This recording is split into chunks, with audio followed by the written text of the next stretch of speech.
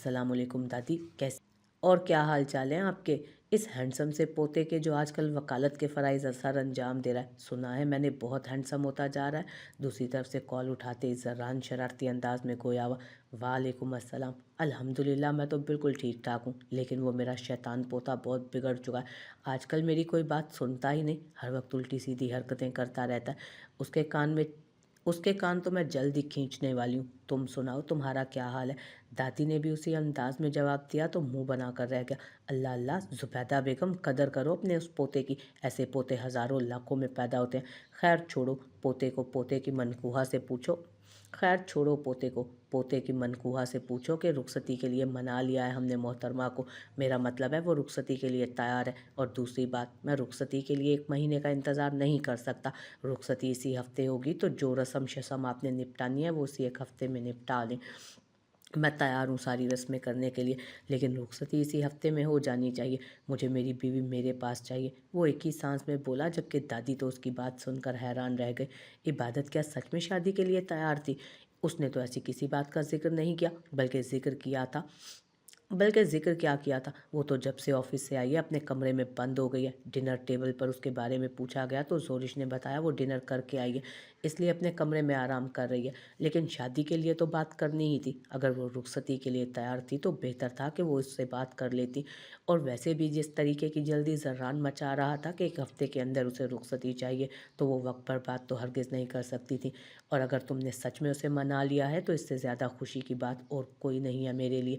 और लेकिन तुमने उसे डराया धमकाया तो नहीं ना? दादी को परेशानी होने लगी। अरे दादी, मैं उसे क्यों डराऊंगा धमकाऊंगा? वो बीवी है मेरी, मैंने प्यार से उसे मनाया है, पूछ लीजिएगा अपनी लाडली से। अगर मैंने उसे इस तरह की कोई धमकी दी होती तो मेरा कान पकड़ लीजिएगा। मैंने तो उसे इतने प्यार से समझाया कि मैं उसके लिए कितना परफेक्ट हूँ। वो एक अच्छी बच्ची की तरह मेरी पूरी बात को समझ भी गई है। अब आप मज़ीद देर ना करते हुए उससे रुखसती की बात करें। देखिएगा, उसे 1 हफ्ते बाद रुखसती वाली बात पर कोई एतराज़ नहीं होगा। बस आप ज़्यादा तफसील में मत जाइएगा। बस उससे पूछें कि क्या वो 1 हफ्ते के अंदर रुखसती के लिए तैयार है। अगर हाँ तो रुखसती कर दीजिए, वरना 1 महीने बाद कर दीजिएगा, मुझे कोई एतराज़ नहीं। वो मज़े से बोला। ठीक है, अगर ऐसी बात है तो मैं बात करती हूँ उससे, बल्कि मैं अभी बुलाती हूँ उसे अपने कमरे में। दादी तो उसकी बात सुनकर ही खुश हो गई थी और उन्होंने फ़ौरन कॉल ख़त्म करके इबादत को कमरे में बुला लिया। दादी का बुलावा मतलब ज़रान की कॉल आ चुकी थी और ज़रान यकीनन उन्हें पूरी बात भी बता चुका था। और वो 1 हफ्ते के अंदर रुखसती की बात भी करने वाला था। यकीनन उसने दादी से बात कर ली होगी। थोड़ी देर पहले उसे ज़रान का मैसेज भी आया। वो उसे मुसलसल कॉल्स भी करता रहा, लेकिन उसने उसकी कोई कॉल अटेंड नहीं की थी। वो अजीब तरह की कशमकश में घिरी हुई थी। उसे समझ नहीं आ रहा था कि आज के दिन उसकी ज़िंदगी में क्या क्या हुआ है। पहले ज़रान का ज़बरदस्ती उसे अपने साथ ले जाना, उस कमरे में उस पर अपना हक जताना, ज़बरदस्ती अपना हक वसूल करना और बाद में उसे रुखसती के लिए मजबूर करना। वो मेंटली तौर पर इस चीज़ के लिए तैयार हो चुकी थी। उसे पता था कि अब रुखसती के अलावा उसके पास और कोई चारा नहीं। जबकि ज़रान जिस तरह उस पर अपने नाम की मोहर सख्त कर चुका था, वो चाहकर भी इस रिश्ते से इनकार नहीं कर सकती थी। फिर जिस तरह वो उसे अहमियत दे रहा था, अपनी मोहब्बत का इजहार कर रहा था, जिस तरह वो उसे बता रहा था कि वो एक गलत फहमी का शिकार थी अब तक, हकीकत तो यही थी कि वो हमेशा से ही उसे पसंद करता था। बस निकाह के वक्त वो निकाह के लिए तैयार नहीं था। और वैसे भी अपनी स्टूडेंट लाइफ में कोई भी शादी जैसी बड़ी जिम्मेदारी लेने के लिए नहीं सोचेगा। उसे एक तरह ज़रान की सोच बिल्कुल ठीक भी लग रही थी, लेकिन अब अचानक बहुत कुछ बदल चुका था। ज़िबाइश झूठ बोल रही थी या सच बोल रही थी, उसे समझ नहीं आया था। लेकिन खुद ज़रान को ज़िबाइश के बेहद करीब वो देख चुकी थी। हाँ, वो उसके बेहद करीब थी। आए दिन उनकी खबरें न्यूज़ चैनल पर आती थी। जगह जगह ये बात मशहूर थी कि उन दोनों का अफेयर चल रहा है। फिर अचानक ही वो ज़रान शाह की ज़िंदगी में एक फ़जूल इंसान बन गए। वो यहाँ पाकिस्तान में थी, ये बात तो कोई जानता भी नहीं था। सब तो यही समझ रहे थे कि वो अपने किसी शूट के लिए किसी दूसरे मुल्क गई हुई है। तो क्या वो सच बोल रही थी? वो झूठ क्यों बोलेगी? एक औरत होकर खुद पर इतना घटिया इल्ज़ाम वो कैसे लगा सकती थी? वो कोई आम लड़की तो नहीं थी, इतनी बड़ी मॉडल थी। तो क्या ज़रान शाह आखिरी इंसान रह गया था उसके लिए, जिसे वो फंसाती? हालांकि वो जानती थी कि उससे उसका पूरा करियर तबाह हो सकता है।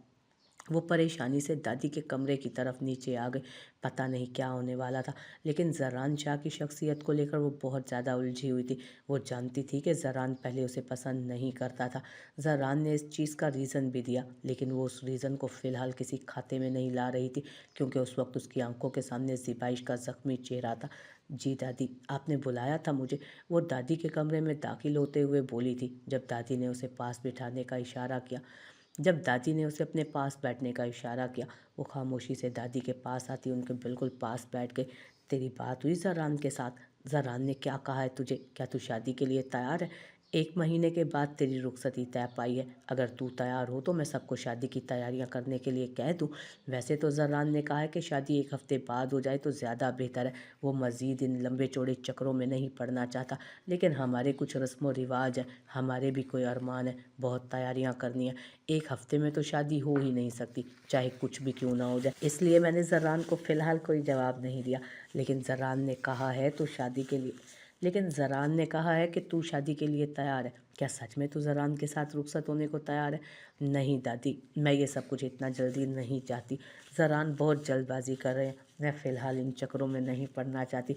मेरा पूरा करियर दांव पर लगा हुआ है। ज़रान के लिए ये सब बहुत नॉर्मल है, लेकिन मेरे लिए नहीं।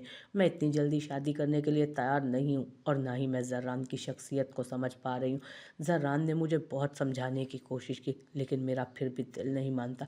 मैं इन सब चीज़ों के बारे में अपने इंटर्नशिप के बाद सोचना चाहती हूँ।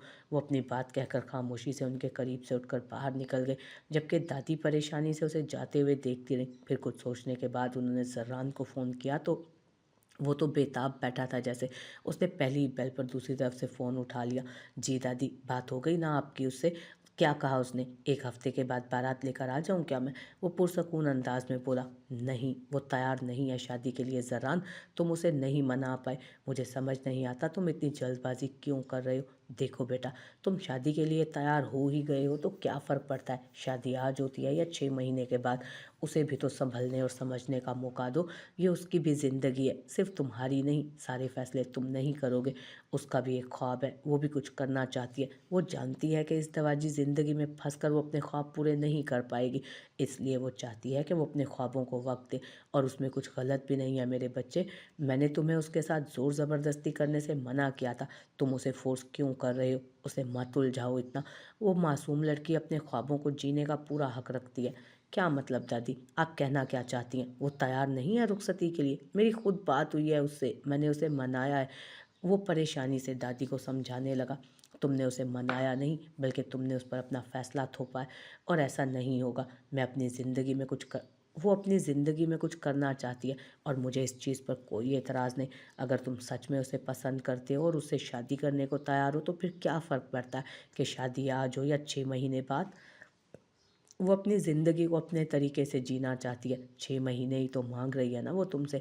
अब मैं इस बारे में कोई बात नहीं करना चाहती। तुम उसे मनाने में नाकाम रहे हो, और अब जब तक उसकी इंटर्नशिप कंप्लीट ना हो जाए शादी का जिक्र नहीं होगा। लेकिन दादी, आप मेरी बात को समझने की कोशिश तो करें। आपको ज़रूर कोई गलत फहमी हुई है। मैं बात करता हूँ उससे। वो परेशानी से दादी से बोला। मुझे कोई गलत फहमी नहीं हुई। वो अपनी ज़िंदगी का फ़ैसला कर चुकी है, और मुझे उसके फ़ैसले पर कोई एतराज़ नहीं, और तुम भी अब इस फ़ैसले पर कोई एतराज़ नहीं उठाओगे। बस ये बात यहीं पर ख़त्म हो रही है, आने वाले 6 महीनों तक के लिए। दादी ने फैसला सुनाते हुए कहा तो वो आगे से कुछ नहीं बोल पाया, बस खामोशी से फ़ोन बंद कर गया। उसका फ़ोन सारी रात ही बजता रहा। मुसलसल आने वाली कॉल को बस वो एक नज़र देखकर दोबारा बेड पर लेट जाती। ज़रान का नाम मुसलसल उसके मोबाइल पर जगमगा रहा था। यह नंबर उसने कल ही तो सेव किया था, लेकिन अब उसका दिल चाह रहा था कि वो पूरी दुनिया को आग लगा दे। ये क्या हो रहा था उसकी ज़िंदगी में? वो कुछ नहीं समझ पा रही थी। कौन सच्चा था, कौन झूठा, वो बुरी तरह से उलझ चुकी थी। अगर ज़रान के जज्बात सच्चे थे, उसकी मोहब्बतें सच्ची थीं, तो फिर ज़िबाइश की वो हालत किसने की थी? और उसके सामने वो रिपोर्ट्स भी लेकर आए, और ये दावा करेगी वो उसके सामने रिपोर्ट्स लेकर आएगी और ये दावा करेगी कि वो ज़रान के बच्चे की माँ है, तो वो उसे कैसे गलत साबित कर पाएगी? लेकिन ज़रान सच्चा था, वो मोहब्बत करता था उससे, उसके हर अंदाज में उसके लिए मोहब्बत थी। लेकिन अगर ज़िबाइश सच्ची हुई तो क्या वो खुद को कभी माफ़ कर पाएगी? एक लड़की के साथ इतना बड़ा जुल्म।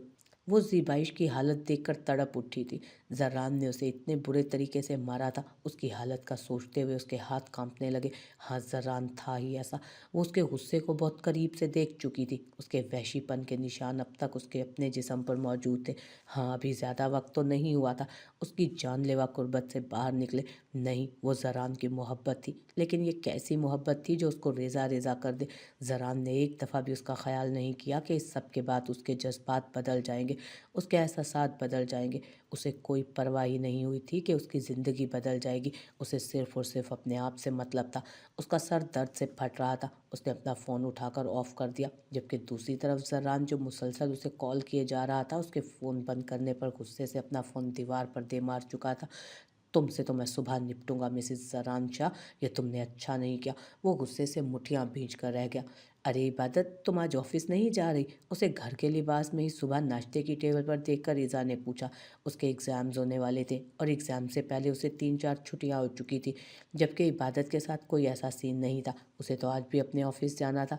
मेरा मूड नहीं है, मैं 2-3 दिन की छुट्टियों पर हूँ, उसने मुस्कुरा कर इज़ा को जवाब दिया, जबकि अम्मी उसे अजीब से अंदाज में देख रही थी। सब कुछ ठीक तो है ना इबादत? मैं नोट कर रही हूँ, कल से तुम कुछ परेशान लग रही हो। कोई मसला है तो मुझसे शेयर करो बेटा, मैं सिर्फ तुम्हारी सास ही नहीं माँ भी हूँ। जर्रान से पहले मुझे तुम्हारा ख्याल है। अगर कोई भी मसला है तो तुम मुझे बता सकती हो। उसके उतरे हुए चेहरे को देख वो परेशान हुई। नहीं अम्मी, कोई मसला नहीं, बस काम का स्ट्रेस थोड़ा ज़्यादा था ना, तो उसकी टेंशन थी। सुबह शाम मीटिंग्स अटेंड कर कर के ना थोड़ी उलझ गई हूँ, इसीलिए आज वहाँ नहीं जाऊँगी। बहुत अच्छा फ़ैसला किया है तुमने मेरी जान। क्या फ़ायदा तुम्हें ज़र्रान के ऑफ़िस में काम करने का, अगर तुम अपनी मर्ज़ी से छुट्टी भी ना कर सको तो। वो मुस्कुराते हुए बोली तो वो भी मुस्कुरा दी। अब वो उन्हें क्या ही बताती कि वो आज ऑफ़िस क्यों नहीं जा रही थी। उसका फ़ोन कब से बज रहा था, जबकि वो नशे में धुत पड़ा कभी इधर तो कभी उधर मुंह फेर रहा था। बेबी, ये कौन है जो सुबह सुबह तंग कर रहा है? उसके साथ लेटी फिल्म स्टार लाइबा खान काफ़ी तंग थी उस कॉल से। तंग आकर उसने अपना मोबाइल उठाकर कॉल अटेंड की। हेलो, कौन है जिसे सुकून नहीं? वो काफ़ी गुस्से से नंबर देखे बगैर ही बोला था। दम यार, मेरे बच्चे, तुम्हारी आवाज़ को क्या हुआ? तुम्हारी आवाज़ इतनी अलग क्यों लग रही है? तुम ठीक तो हो ना? तबीयत तो ठीक है ना तुम्हारी? दादी तो उस वक्त उसकी आवाज़ सुनकर ही परेशान हो गई, जो ज़्यादा मिकदार में नशा करने की वजह से भारी हो रही थी। दादी आप? हाँ हाँ, थोड़ा बीमार हूँ, बुखार हो गया और गले में भी दर्द है। तबीयत ठीक नहीं है मेरी, इसलिए आवाज़ भारी हो गई है, वो नॉर्मल होते हुए बोला, जबकि नशा अभी तक लहजे और सर पर चढ़ा हुआ था। तुम्हारी तबीयत तो बहुत ख़राब लग रही है, मैं थोड़ी देर में आती हूँ तुम्हारे पास। कोई ज़रूरत नहीं आज ऑफिस जाने की, मैं बस कुछ ही देर में निकलती हूँ यहाँ से। ईज़ा को लेकर आराम करो बेटा। दादी बेचैनी से बाहर निकली थी। बेटा जल्दी से यखनी बना दो, मुझे दामियार की तबीयत बहुत ज़्यादा ख़राब लग रही है, मैं उससे मिलने जाऊंगी। ऐसा लग रहा था मेरे बच्चे को बहुत तेज़ बुखार हो। तुम ज़रा जल्दी से बना दो यखनी, मैं ईज़ा को बुलाती हूँ, वो भी मेरे साथ आएगी। जी जी अम्मी जान, मैं अभी बना देती हूँ, आप परेशान मत हो, अल्लाह खैर करेगा। एक तो बच्चा अकेला रहता है ना घर पर, तबीयत ख़राब हो जाए तो कोई पूछने वाला भी नहीं। मैं बनाती हूँ यखनी। उसके बाद ना हम ज़ोरिश को लेकर ज़रा वो सदीक़ा के घर जाएंगे। माशाल्लाह से पोती हुई है उसे, हम मुबारकबाद देने भी ना जा सके। वो उन्हें बताकर यखनी बनाने चली गई थी, जबकि वो आहिस्ता आहिस्ता सीढ़ियाँ तय करती ईज़ा के कमरे की तरफ जाने लगी थी। वो बहुत कम ऊपर वाली मंजिल पर जाती थी, लेकिन आज सवाल उनके पोते की तबीयत का था। आज तो कोई पैमार भी पार कर जाती वो, ये तो सिर्फ सीढ़ियाँ थी। इज़ा मेरी बच्ची, जल्दी से तैयार हो जा, दामियार की तबीयत बहुत ज़्यादा ख़राब है, मुझे उसे देखने के लिए जाना है। बच्चे की हालत ख़राब है, पता नहीं उसे क्या हुआ है, लेकिन आवाज़ से बहुत ज़्यादा बीमार लग रहा था। तेरी चाची अम्मी और जोरिश वो सामने वाले घर जा रहे हैं बच्चे की मुबारकबाद देने के लिए, उनकी वापसी ज़रा देर से होगी। तुझे पता है ना तेरी चाची की इस सदीक़ा के साथ कितनी दोस्ती है, उनकी बातें ही ख़त्म नहीं हो पाती। वरना मेरा इरादा तेरी अम्मी या चाची में से किसी को ले जाने का था, लेकिन अभी तू अपनी तैयारी कर ले। वो प्यार से उसे कहती इबादत को देखने के लिए उसके कमरे की तरफ गई, जो गहरी नींद में होने का बहाना कर रही थी। इज़ा इनकार करना चाहती थी, लेकिन दादी की बेचैनी देखकर इनकार नहीं कर पाई। देखे ना, मैं उससे शादी के बारे में बातें कर रही हूँ और ये झूठ मूठ के सोने के ड्रामे करने लग गई है। वो अपने कपड़े निकालते हुए बोली तो दादी मुस्कुरा दी। तो मत कर अभी शादी की बातें, अब 6 महीने के बाद ही शादी होगी। मैंने बता दिया ज़रान को भी कि अब वो मेरी बच्ची को बिल्कुल तंग ना करे, क्योंकि मैं अपनी बच्ची की मर्ज़ी के ख़िलाफ़ कुछ नहीं होने दूँगी। वो प्यार से उसके सर पर हाथ फेरते हुए बोली तो इबादत ने ज़रा सी आंखें खोलकर मुस्कुरा कर उन्हें देखा। थैंक यू सो मच दादी, आई लव यू, वो मुस्कुराकर उनके गले लगते हुए बोली, जबकि दादी नीचे जाकर अपनी तैयारी के बारे में सोचने लगी थी। जब बड़ी सी चादर लिए ज़ोरिश अंदर दाखिल हुई।